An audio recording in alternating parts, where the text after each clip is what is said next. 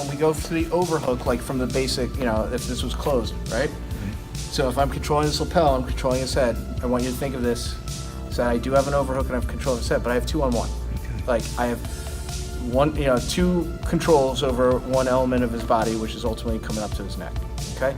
If he goes to push against my hand and he pushes me into like a asymmetrical or sliding collar choke, I have 2-on-1 still. I'm trying to attack his neck because I've already got his head separated from his shoulders.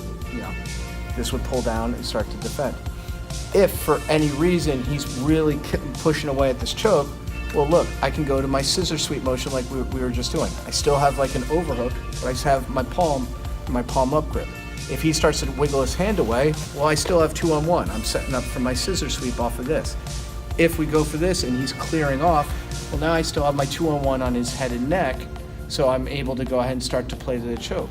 So I have all these just different configurations of grips, but realistically it comes down to, okay, I have 2 grips controlling his one neck, his head and neck from there, right? I have 2 grips controlling his upper body at some point.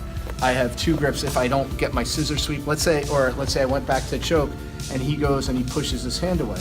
Okay, he may push that hand away, but now I'm back on to this grip here. If he pushes my right hand away, well now I'm a 2-on-1 on his arm. So there's always going to be some kind of configuration with this, but ultimately I want to control him more. And realistically, if we go back to the number game, if I have 2 things controlling only on one of his, then it makes it easier for me to be able to establish what we're doing.